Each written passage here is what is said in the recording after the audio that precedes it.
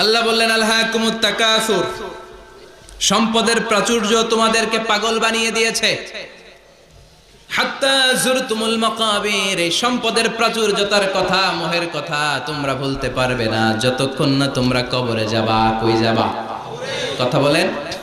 একদিন মাটির ভেতরে হবে ঘরে মন আমার, কেন বান্ধ দালান ঘর রে মন আমার, কেন বান্ধ দালান ঘর।